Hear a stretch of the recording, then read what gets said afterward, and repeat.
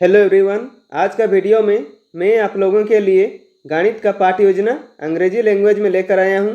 तो चलिए दोस्तों शुरू करते हैं आज का पाठ योजना।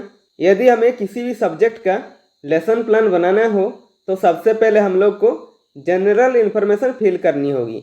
अब जनरल इन्फॉर्मेशन में क्या क्या होती है देखते हैं। तो सबसे ऊपर आप देख सकते हैं मैथ लेसन प्लान नंबर 7 लिखी हुई है। यहाँ पर आपको लेसन प्लान नंबर लिखनी होती है, जितनी भी नंबर आपके लेसन प्लान की होगी। उसके बाद लिखेंगे नेम ऑफ द स्कूल। आप जिस भी स्कूल में पढ़ाने के लिए जाएंगे उस स्कूल का नाम यहाँ पर मेंशन करेंगे। उसके बाद लिखेंगे नेम ऑफ स्टूडेंट टीचर। उसके बाद लिखेंगे क्लास है 9, सब्जेक्ट है मैथमेटिक्स, टॉपिक है तो आज का टॉपिक है हेरन्स फार्मूला। उसके बाद पीरियड मेंशन करेंगे। आप जिस भी पीरियड में पढ़ाने के लिए जाएंगे उस पीरियड के यहाँ पर मेंशन करेंगे। उसके बाद ड्यूरेशन मेंशन करेंगे। ड्यूरेशन है 45 मिनट, किसी किसी स्कूल में 35 मिनट या 40 मिनट भी होता है, तो आप अपने स्कूल के हिसाब से देख लीजिएगा, ठीक है। उसके बाद डेट मेंशन करेंगे।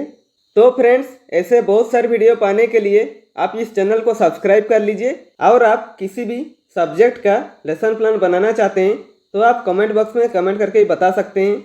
तो चलिए आगे बढ़ते हैं। उसके बाद आता है general AIIMS. General AIIMS subject से रिलेटेड होता है, तो यहाँ पर आप मैथ सब्जेक्ट को ध्यान में रखकर लिखेंगे। इसमें मिनिमम आप 4 से 5 पॉइंट लिख सकते हैं या मैक्सिमम 8 से 10 पॉइंट लिखा जा सकता है। तो देखिए, पहला पॉइंट में लिखेंगे to develop interest in mathematics. दूसरा पॉइंट में लिखेंगे to develop mathematical attitude for solving problem. तीसरा पॉइंट में लिखेंगे टू डेवलप रेशनल थिंकिंग। और चौथा पॉइंट में लिखेंगे to enable the child to solve mathematical problem of his daily life, ठीक है। उसके बाद लिखेंगे स्पेसिफिक ऑब्जेक्टिव। स्पेसिफिक ऑब्जेक्टिव में कुछ ऐसे ऑब्जेक्टिव होता है जो कि टॉपिक से रिलेटेड ऑब्जेक्टिव होता है, ठीक है। यानी कि जो मैं टॉपिक पढ़ा रहा हूँ उसको सीखने के बाद बच्चों में क्या क्या बिहेवियर में चेंज आएंगे और किन किन चीज़ों का उनमें डेवलप होगा, वो हमारे स्पेसिफिक ऑब्जेक्टिव के अंदर इंक्लूड होते हैं, ठीक है। इसमें मिनिमम आप 3 पॉइंट लिख सकते हैं या मैक्सिमम 4 से 5 पॉइंट लिखा जा सकता है। तो देखिए, लिखेंगे at the end of the class. पहला पॉइंट में लिखेंगे students will be able to find the area of the triangle. दूसरा पॉइंट में लिखेंगे students will able to explain Heron's formula. और तीसरा पॉइंट में लिखेंगे students will able to apply Heron's formula to solve problems. उसके बाद लिखेंगे टीचिंग एड्स। इनमें वो सभी एड्स आते हैं जो टीचर पूरे क्लास यानी पूरे 45 मिनट पढ़ाने के दौरान यूज करता है। जैसे कि देखिए, मॉडल्स, चार्ट पेपर, चौक, डस्टर। उसके बाद लिखेंगे टीचिंग मेथड। इसमें टीचर कौन कौन सा टीचिंग मेथड यूज कर पढ़ा रहे हैं वो यहाँ पर मेंशन करना होता है। तो देखिए, इंडक्टिव एंड डिडक्टिव मेथड, ठीक है। उसके बाद लिखेंगे प्रीवियस नॉलेज। इसमें क्या लिखा हुआ है देखिए, students are well aware of the formula of the area of the right angle triangle, ठीक है। उसके बाद आता है इंट्रोडक्शन पार्ट। इंट्रोडक्शन पार्ट किसी भी लेसन प्लान का इंपॉर्टेंट हेडिंग कहा जाता है, क्योंकि इंट्रोडक्शन पार्ट बनाने में सबसे ज़्यादा दिक्कतें आती है। तो इंट्रोडक्शन पार्ट का फॉर्मेट कैसे होता है देखते हैं।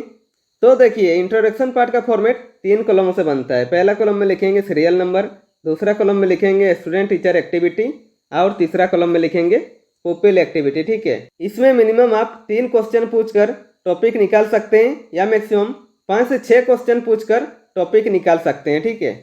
तो देखिए, यहाँ पर आपको और अच्छे से समझ में आएगा। सीरियल नंबर में 1 लिखेंगे और स्टूडेंट टीचर पहला क्वेश्चन करते हैं name the plane figure founded by 3 line segment. Then student क्या आंसर देते हैं ट्रायंगल, ठीक है। उसके बाद स्टूडेंट टीचर दूसरा क्वेश्चन करते हैं name some types of triangle.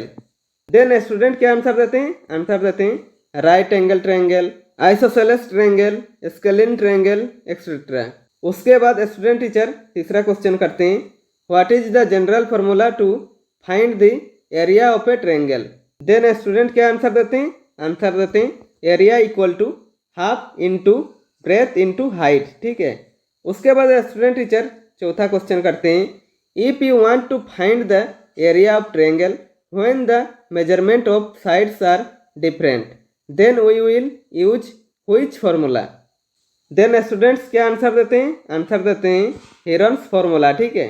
Students से टॉपिक निकालने के बाद लिखेंगे डिक्लेरेशन ऑफ द टॉपिक और इसमें लिखेंगे so students today we will discuss Heron's formula.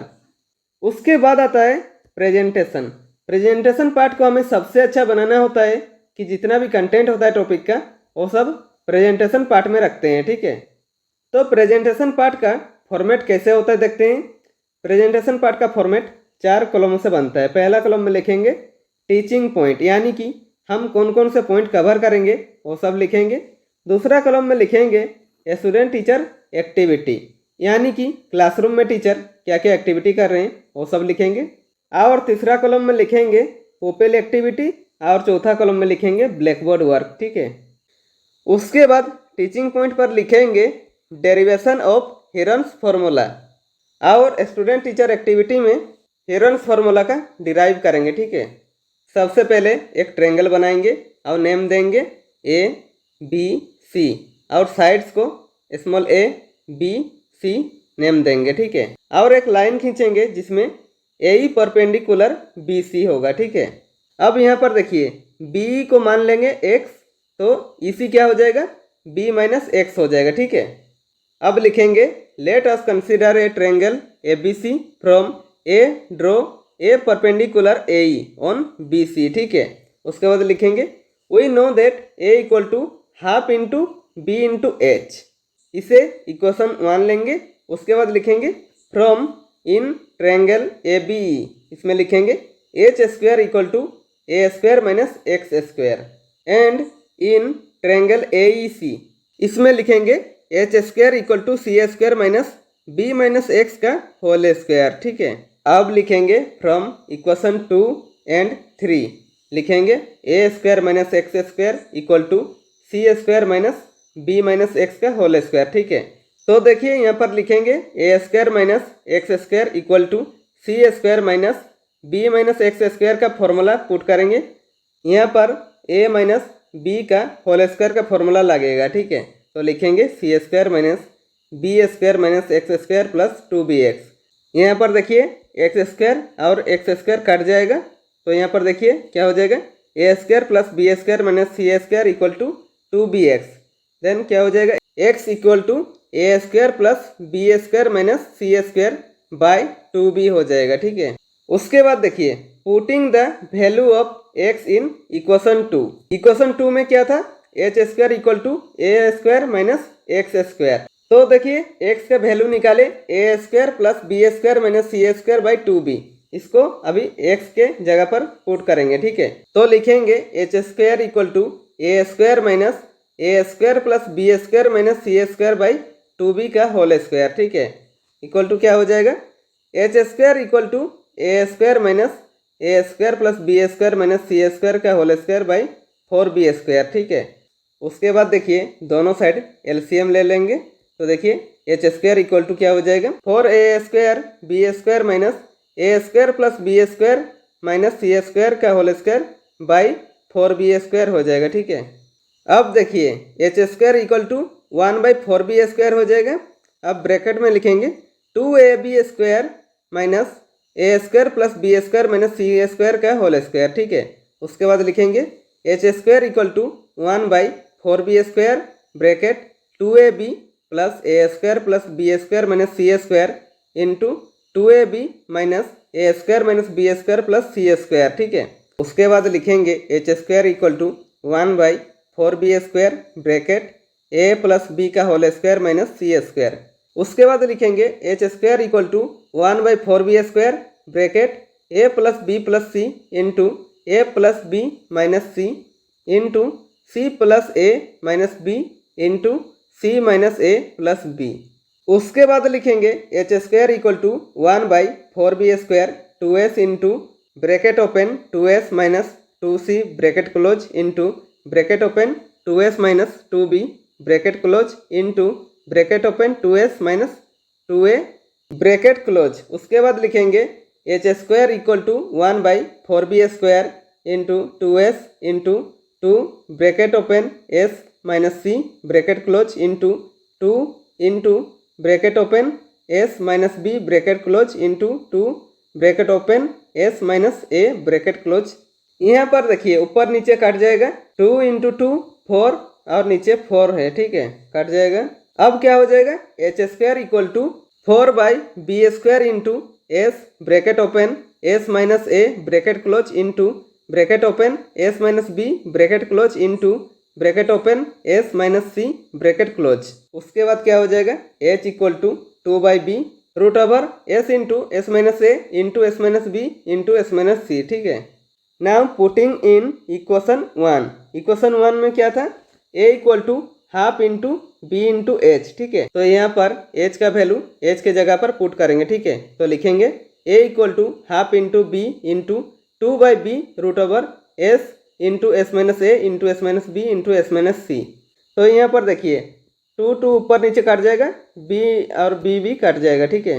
तो देखिए ए इक्वल टू हो जाएगा root over S into S minus A into S minus B into S minus C, ठीक है।